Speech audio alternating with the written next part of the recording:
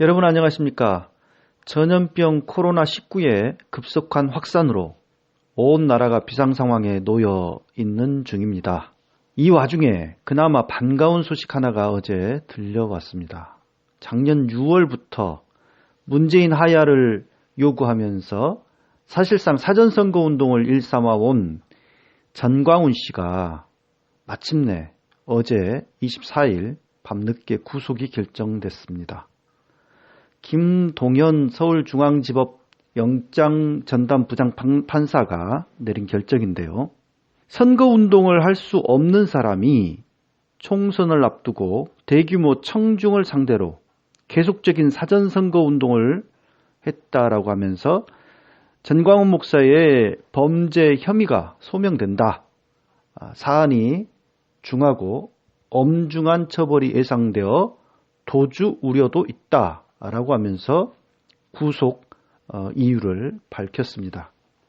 언론에 난 전광훈 목사의 구속 사유를 보면 공직선거법 위반을 들고는 있지만 도대체 어떻게 공직선거법을 위반했다는 건지 자세한 그 내용을 보도한 언론들은 찾아볼 수 없습니다. 거의 없습니다.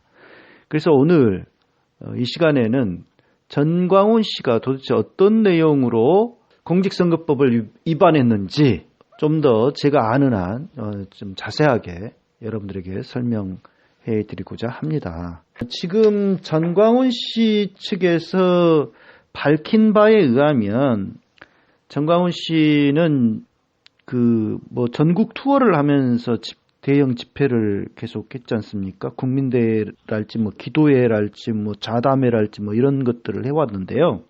대구와 경주 집회에서의 발언, 그 다음에 부산역에서의 발언, 부산역 집회에서 발언, 그 다음에 송구 영신 예배 때 했던 발언이 문제가 됐다라고 전광훈 씨 측 법률 대리인 고영일 변호사가 그렇게 이야기를 하더라고요. 그렇다면 이런 내용이 틀림없을 건데, 그리고 또 한 가지 사실은 이번에 이제 구속까지 이르게 된 것은 이제 경찰이 구속영장을 신청을 했고요. 검찰이 그것을 받아들여서 영장 신청을 법원에다가 한 거죠. 그래서 이제 서울중앙법원 영장전담 판사가 서울중앙지법 영장전담부장 판사인 김동연 판사가 이 구속을 결정을 어제 밤늦게 한 거로 이렇게 알려져 있습니다.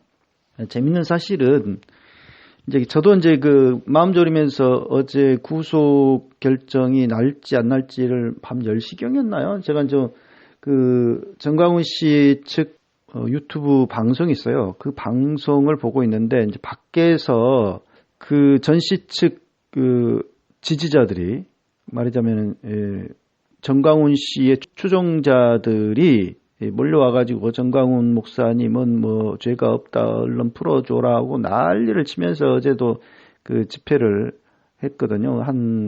보기에 한 200여 명 정도, 300명 정도 모인 것 같더라고요. 계속 밤늦게까지 그렇게 집회를 하면서 그 앞에 사회 보는 사람이 지금 전광훈 목사 쪽 변호사 안에 들어가서 하고 있는 변호사들, 전광훈 말하자면 대리인들과의 통화가 됐다든가 아무튼 그런 식으로 이렇게 이야기를 하면서 전광훈 목사님이 지난번처럼 곧 나온다고 한다. 그래서 나와서 인터뷰를 하고 이렇게 할 예정이다라는 식으로 풀려난다.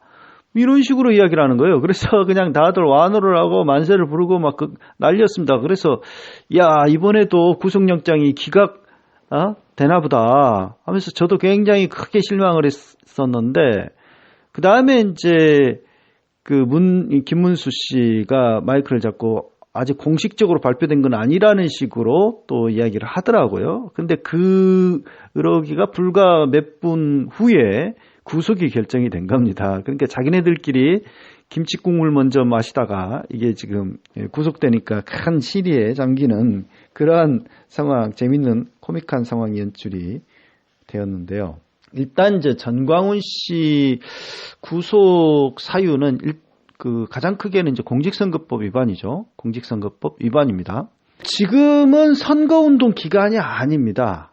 여러분들 먼저 전제해야 될 것, 선거운동 기간이 아니에요. 선거운동 기간은 선거일로부터 아마 14일 정도 시간을 줄 겁니다. 그 이전에 한 것은 다 불법 선거운동이에요. 그러니까 물론 이제 예비 후보들의 경우는 명함을 돌리거나 몇몇 선거운동을 허락을 하는데 그런 방식 외에 어떤 그 선거운동 하는 거 다 불법이 되는 거예요. 일반 유권자들의 경우는 인터넷으로는 나는 어느 정당을 지지한다 이런 정도 이렇게 표명을 할 수 있는 거고, 인터넷 선거운동은 가능한데 상시적으로 열려 있는데, 문제는 전광훈 씨의 경우는 오프라인 상태에서 그것도 선거권이 없는 사람이 선거운동을 아주 계획적으로 열심히 벌였다라고 하는 것이 문제가 되는 거죠. 자, 먼저 앞서 이제 전광훈 씨 측에서 언급했던 부산역 집회. 이게 이제 작년 12월 5일 날 있었던 집회입니다. 문재인 퇴진 국민대회라는 형식의 집회였는데요. 이 집회에도 한 200명, 300명 정도는 모였던 것 같아요. 제가 영상으로 보니까. 이 집회에서 전광훈 씨가 뭐라고 이야기를 하냐면, 절대로 4월 15일 총선은 우리끼리 싸우면 안 됩니다. 자기네들끼리 요새 이제 갈라져가지고 싸우고 난리가 아니죠. 그때는 그랬어요. 4월 15일 총선은 우리끼리 싸우면 안 됩니다. 이번에는 전광훈 목사가 하자는 대로 해주십시오. 마지막 부탁드립니다. 고도의 심리전을 펴야 됩니다. 전국의 모든 상황 다 끝났습니다. 수도권의 100석입니다. 수도권 100석. 그 중에 60석은 이미 우리 쪽으로 왔습니다. 나머지 40석만 우리가 찾아오면 끝장납니다. 그러기 위해 위대한 부산 시민 여러분, 지금부터 여러분 사위, 제자, 친구, 모든 관계성 있는 수도권에 있는 사람들에게 여러분은 지금부터 전화를 해서 여러분이 잘 설득해서 그들을 다 돌이키길 바랍니다. 이런 언급을 했어요. 그리고 대구 경주 집회에서 아마 이런 발언을 했던 걸로 기억을 합니다. 나는 내년 총선 승리를 위해 매일같이 연구하는 사람이다. 내년 총선에서 우리 자유우파가 200석을 하면 우리는 제2의 건국을 할 수 있다. 황교안 대표 중심으로 똘똘 뭉쳐야 한다. 강원도와 충청도도 60% 이상 우리에게 넘어왔다. 강원도에는 김진태가 있고 충청도에는 정우택이 있다. 여러분 주변의 서울 사람들 다 연락해서 설득해라. 이런 발언들을 했었죠. 이게 바로 이제 사전선거운동에 해당 된다는 거 하는 것은 누가 봐도 명백하지 않습니까? 예. 그래서 그러니까 황교안 중심으로 똘똘 뭉쳐야 되고 김진태와 정우택까지 언급을 하고 말이죠. 몇 석을 해야 되고 전화를 해서 다 설득해라, 돌이켜라 이런 건데요. 선거운동이라고 하는 것은 뭐냐면은 누군가를 당선시키거나 낙선시키기 위해서 행하는 모든 행동들을 행위를 선거운동으로 보고 있습니다. 이게 이제 선거운동이 아니고 뭐겠어요. 그리고요, 지난번에 이제 송구영신 예배, 그러니까 신년 1월 1일 새벽에 광화문에서 고영일 변호사, 지금 기독자유당의 고영일 씨와 전광훈 씨가 서로 이제 공개 대담을 하는 내용인데요. 이런 내용이 있었습니다. 전광훈 씨가 이제 고영일 씨에게 물어요. 이렇게 말합니다. 내가 하던 기독자유당 변호사님에게 인수했는데 내가 성공시켜서 인수 못하고 미완성으로 인수해서 대단히 죄송하다. 그러니까 고영일이 이미 성공했다고 선포하셨기 때문에 이미 성공한 거다. 이렇게 이야기하고 전광훈이 올해는 4월 15일 선거가 있잖아요. 그럼 반드시 기독자유당 여의도 입성합니까? 이렇게 묻고 고영일이 당연히 합니다. 저희들은 단지 입성을 목표가 아니라 원내 교섭단체 20석을 목표로 합니다. 이렇게 이야기를 하고, 정광훈 씨가 20석을 목표로 하려면 몇 표를 얻어야 합니까? 얻어야 하나요? 이렇게 하니까 고영일이 300만 표 얻으면 됩니다. 정광훈이 300만 표? 기독교인이 967만 표잖아요. 이렇게 하니까 네, 996만 7천 표이기 때문에 3분의 1만 투표해 주셔도 원내 교섭단체 구성할 수 있는 20석이 나옵니다. 이렇게 이야기를 하고, 정광훈이 예를 들어 지역에 나온 후보는 뭐 어느 당이든 마음대로 찍고, 그것도 기도해가면서 찍어야 되겠지. 성령이 가르쳐주는 대로. 근데 정당 투표라는 게 있잖아요. 그것을 기독교인들은 기독당 찍어주는 거 바라는 거죠, 솔직히. 이렇게 말해요. 그러니까 저는 기도하면서 뭐 고영일이가 히브리서 15장 16절 말씀, 아브라함과 사라에 대한 이야기가 나옵니다. 저희가 나온 바 본향을 생각하였다면 돌아갈 기회가 있었으려니와 이제는 저희가 더 나은 본향을 사모하니 곧 어디에 있는 것이라? 하늘에 있는 것이라. 그 이러므로 하나님께서 저희 하나님이라 일컬음 받음을 부끄러워 아니하시고 저희를 위하여 큰 성을 예비하셨느니라. 나온 바 본향, 우리 육신의 본향을 생각하지 말고 하늘의 본향, 그것을 생각하고 찍으시면 단순히 이 땅 가운데 산 것이 아니라 하늘의 큰 성이 예비된다는 것입니다. 이거 가지고 저는 어느 당이라고 말씀 안 드립니다.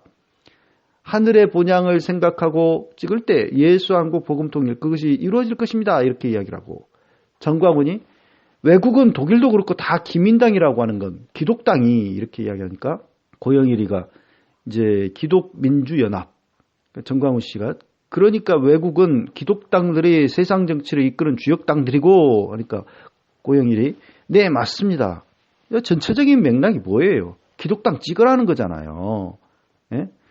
그 비례대표의 경우 기독당을 찍으라고 지금 사실상 선거운동을 하고 있는, 대담 형식을 빌어서 선거운동을 하고 있는 내용입니다. 앞서 말씀드렸다시피 정광훈 씨는요, 선거권이 없는 사람이에요. 왜냐? 작년 8월에, 그러니까 9월 말로 저는 기억을 하는데 8월로 또 이렇게 이야기를 하는 사람도 있고 그런데, 그러니까 19대 대통령 선거 때 이제 이 전광훈 씨가 장성민 후보를 밀면서 장성민 씨를 위해서 문자를 400만 건 이상 석 달 동안에 발송을 했답니다. 선거운동 문자를. 그것 때문에 고발이 됐고, 그게 이제 대법원에서 작년 9월에 형이 확정됐어요. 징역 6월에 집행유예 2년의 형이 확정이 됩니다. 그렇게 됨으로써, 그러니까 공직선거법 18조를 보면은 선거권이 없는 자라고 이제 규정이 나오거든요. 그러니까 선거운동을 할 수가 없어요. 선거권이 없는 사람들은. 뭐 예를 들면 미성년자, 선거권이 없잖아요. 선거운동을 해서는 안 돼요. 예. 또 그 선거법 위반으로, 공직선거법 위반으로 벌금 100만 원 이상 나왔거나 집행유예가 됐거나 뭐 한 사람들 있지 않습니까? 그런 사람들의 경우는 10년간 선거권이 박탈이 돼요. 10년간. 그러니까 정광훈 씨가 정말 또 이것도 뭐 지난 시간에 제가 언급을 했었는데 다시 한번 말씀드리면, 자신은 뭐 정치하려고 하는 사람이 아니다라고 하면서 전국을 돌아다니면서 뭐 자신이 무슨 뭐 자리 욕심이 있어서 뭐 이렇게 하고 다니지 않는다 막 이런 식으로 막 하고 다녔지 않습니까? 실제로 그가 국회의원이랄지 뭐 이런 거 하고 싶어도 못하는 처지였어요. 10년간은. 왜? 아니 그렇게 집행유예가 확정이 됐지 않습니까? 2년간. 그렇기 때문에 그것도 공직선거법을 위반해가지고 그렇게 되었기에 10년간 선거권이 박탈돼서 국회의원 출마를 아예 할 수가 없어요. 뭐 그런 상황이었다라고 하는 거, 그런 저간의 사정이 있습니다. 그렇게 선거법 위반으로 이제 드디어 구속이 된 건데요. 그러니까 선거법이 얼마나 참 무서운가를 알 수가 있죠. 이걸 보면은 선거법이라는 게 이게 뭐 굉장히 센 처벌이 이루어질 수 있습니다. 징역을 이렇게 살 수 있어요. 근데 우리가 간과해서는 안 될 사항은 뭐냐면, 정광훈의 그 선거, 지금 이제 크게 이제 두 가지 뭐 황교안을 중심으로 뭐 똘똘 뭉쳐야 된다. 그 자신의 그 지인들, 친구들 다 설득해서 돌이켜야 된다. 기독당 비례 대표는 기독당을 찍는 걸 바라는 거냐. 이런 식으로 이렇게 하면서 선거운동 쭉 했지 않습니까? 이걸로 어떻게 구속까지 되냐 이렇게 생각하실 분들이 있을지 몰라서 제가 말씀을 드립니다. 예. 이 정광훈 씨의 그 사전 선거운동은요, 작년 6월 이후 꾸준히 진행되었어요. 아니, 작년 6월이 뭡니까? 작년 3월부터 사실상 진행이 됐어요. 그때 그 황교안이가 이제 한기총 그 사무실을, 종로에 있는 한기총 사무실을 방문했지 않습니까? 그때 뭐라고 합니까? 황 대표가 나중에 청와대에 들어가더라도 교계 지도를 잘 받아야 된다. 세상 사람들이 이명박 장로, 김영삼 장로가 실패했다고 말한다. 그분들이 대통령 될 때까지 한국교회가 열심히 했는데 대통령이 된 이후에 방관했다. 황 대표는 하나님이 청와대에 보내주더라도 끝까지 교계 지도를 잘 받으면 잘 될 것이다. 첫 고비가 내년 4월 총선이다. 자유한국당이 200석을 하면 이 나라를 바로 세우고 제2의 건국을 할 수 있는 기반이 마련된다. 200석을 못하면 이 국가가 해체될지도 모른다. 자유한국당이 내년 4월 총선에 200석을 얻을 수 있도록 축복한다. 이런 식으로 이때도 많은 언론들이 이 둘의 만남, 그러니까 황교안과 이 정광훈의 만남을 생중계하기도 하고 그랬었던 취재하고 있는 상황에서 그런 발언들을 하거든요. 정광훈이 그랬었는데 이제 선관위가 선거 운동에 해당될 정도로 그런 정도는 아니다라는 식으로 그때도 넘어갔어요. 근데 이것 때문에 또 말이 많았었죠. 그리고 자기네 교회에서 5월, 그러니까 작년 5월 20일 날 설교 때 뭐라고 합니까? 대한민국이 사느냐 해체되느냐 결정적인 날이 내년 4월 15일이라는 걸 나는 믿고 난 지금도 기도 빡세게 하고 있어. 여러분도 기도 세게 하시오. 내년 4월 15일 총선에는 빨갱이 국회의원들 다 쳐내버려야 돼. 다 쳐내버려야 돼, 이 자식들. 지금 국회가 빨갱이들이 다 차지해서 말이야. 이런 발언들을 하죠. 이것도 그 선관위는 선거법 위반으로 보지 않았습니다. 예, 이것도 선거법 위반으로 보지 않았고요. 이거의 경우는 선거법 위반으로 봤네요. 이거의 경우는 선거법 위반으로 봐서 공직선거법 준수 촉구를 했습니다. 공직선거법 준수 촉구를 이 당시에 했어요. 그러니까 제일 좀 약한 처분 중에 한 가지를 한 거죠. 공직선거법 준수 촉구. 이거 말고도 계속 정광훈 씨는 선거법 관련 위반되는 어떤 발언들을 쭉 했었는데 그런 내용들에 대해서는 선관위가 그 선거법 위반 정도는 아니다 이런 식으로 다 넘어갔었습니다. 예를 들면은 5월 16일 그러니까 5월 5일 날 예배 때에 김문수 씨에게 종로구에 출마해서 임종석을 꺾으라 이런 권유하는 발언을 해서 이제 선거법 준수 촉구 처분을 했고, 그 다음에 5월 16일 날 설교 때는 이제 송영선 전 의원을 국회로 보내자라고 하면서 그런 박수를 유도하는 그런 발언들을 하고요. 그 다음 이제 선관위가 이제 이에 대해서 선거법 위반이 될 수 있다라고 이렇게 경고를 하니까 말이죠. 정광훈 씨가 그 다음 주일날 이거 또 나를 보고 선거법 위반했다고 또 오라고 그럴라. 아이 참 더러워서 정말 말을 못해라고 하면서 송영선 전 의원을 이제 단상에 불러 세워서 이제 이야기를 시킵니다. 그래서 송 의원이 늘 나한테 불만을 갖고 있어. 뭐냐하면 자기를 우습게 여긴다고. 아니 나 같은 천재가 사랑제일교회 다녀주는 것만도 고맙게 생각 안 하고 라고 웃으면서 말을 해요. 이에 이제 당황하면서 이제 송 의원이 좀 김문수 전 경기지사를 향해서 좀 말려달라 이렇게 이야기를 하고, 근데 제가 안 그래요. 송 의원님, 내가 진짜 사랑하고 기도하고 기도만 하는 게 아니야. 언제든지 대한민국의 지도자를 만들어야 되겠다. 아멘. 뭐 이런 식으로. 그래서 이제 아무튼 공명선거 협조 공문을 또 선관위가 정광훈 씨에게 처분을 합니다. 그런 적들이 여러 번이에요, 여러 번. 그러니까 사실상 선관위가 그 선거법 준수촉구, 공명선거 협조 공문 뭐 이런 것들 쭉 해오다가 하다 안 되니까 이제 고발을 하게 된 거죠. 서울시 선관위가 앞서 이제 자기네들은 뭐 2건, 3건 뭐 이 정도 발언 많이 문제가 된 것처럼 이야기를 했지만 그것만의 문제는 아니에요.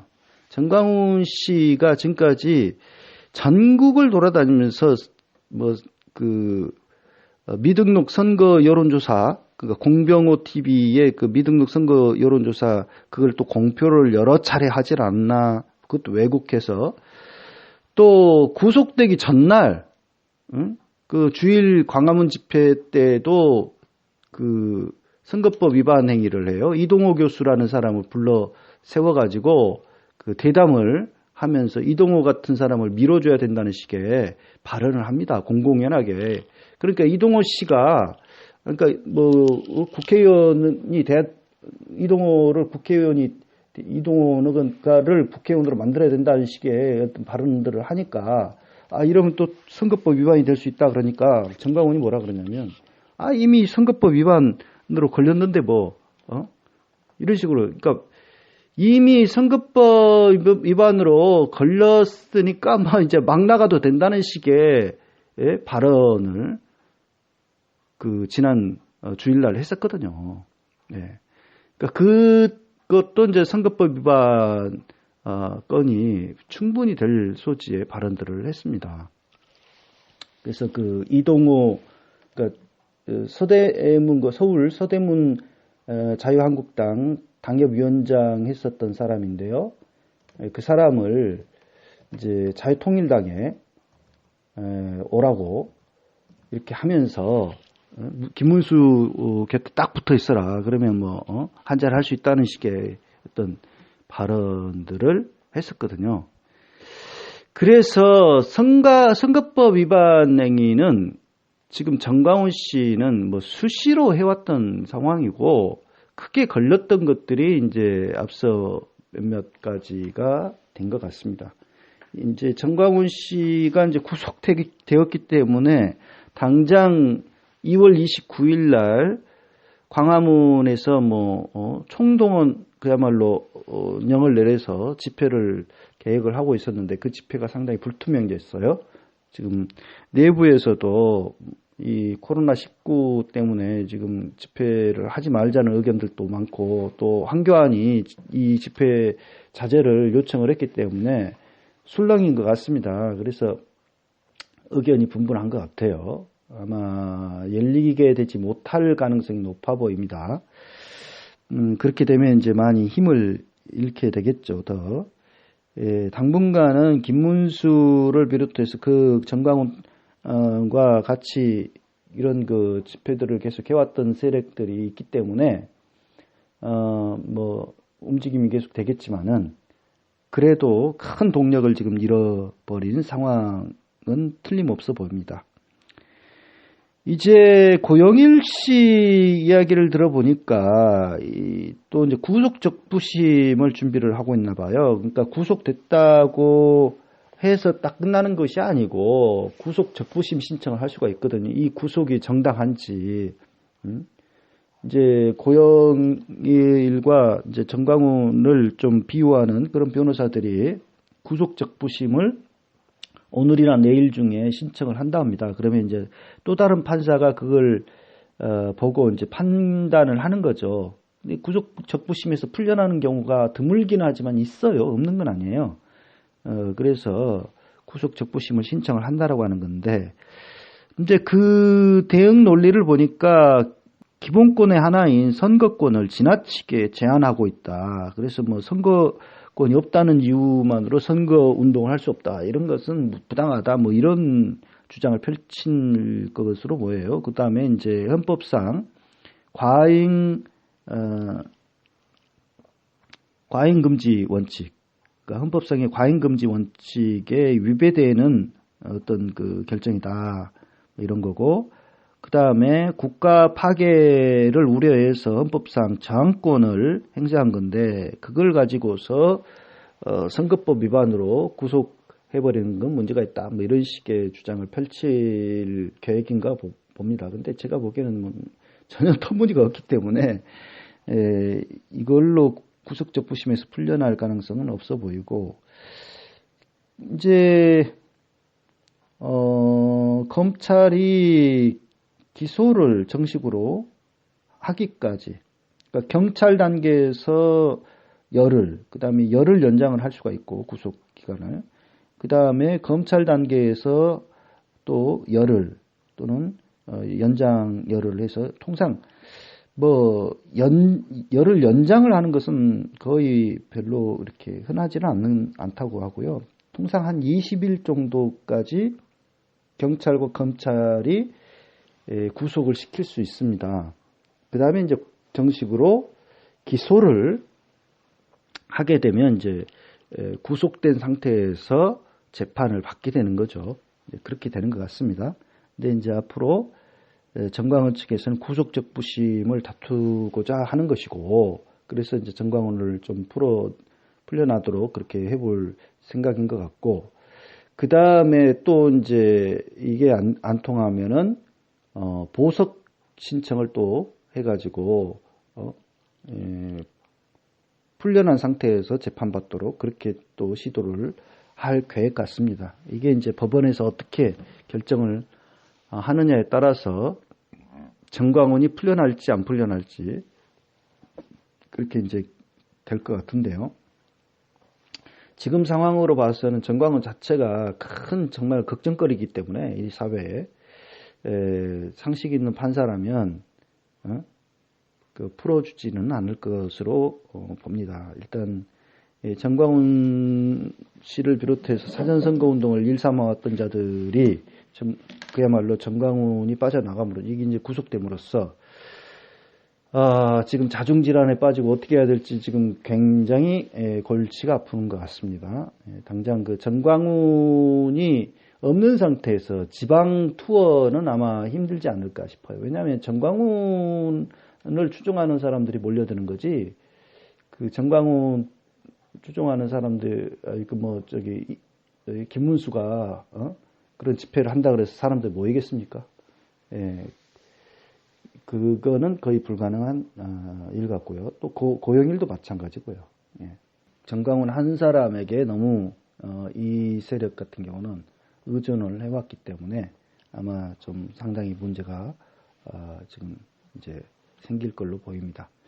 벌써 그 이은재라고 하는 사람 있지 않습니까? 이은재 한기총 대변인, 정광훈 비서실장 또는 뭐 순국결사대 총사령관 이런 것들을 해왔던 사람인데, 이은재 목사라고, 이은재 씨가 정광훈 구속과 함께 자신은 모든 직을 내려놓고 책임을 짓는 자세로 이제 그냥 본연의 업무인 목회에 전념하겠다, 그리고 유튜브 방송만 하겠다, 이런 식으로 발표를 했어요. 내부적으로 들어보니까 이제 들려오는 이야기는 이은재 씨가 정광훈과 사이가 상당히 그 전에 멀어졌답니다. 어쩐지 그 정광훈 옆에 거의 이은재를 볼 수가 없었는데, 이은재는 이것을 그 명분으로 해서, 이번 그 정광훈 구속을 명분으로 해서 이제 발을 빼는 모양새를 취하고 있습니다. 그래서 자신은 이제 그 거리두기를 하고 있는 것으로 보여요.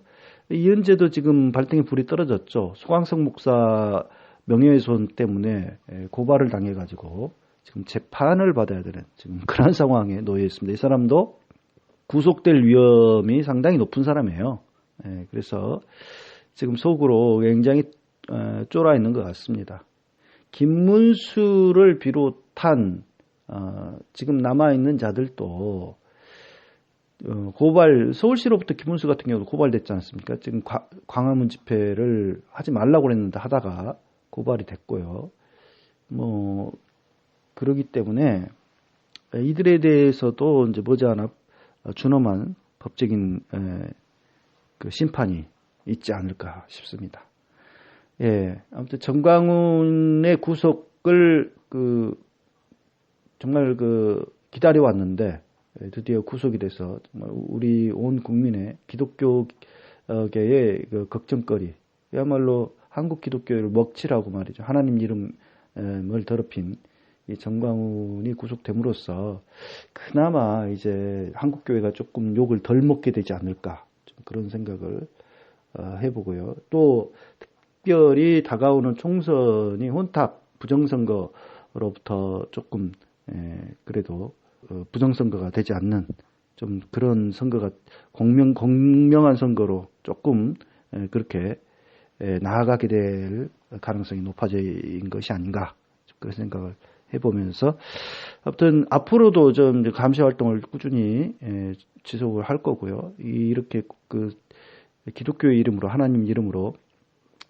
이 선거를 혼탁하게 만들고 그 다음에 이 부정선거를 획책하는 자들 저도 끊임없이 감시하고 그렇게 이들에 대해서 대응을 좀 해보도록 하겠습니다.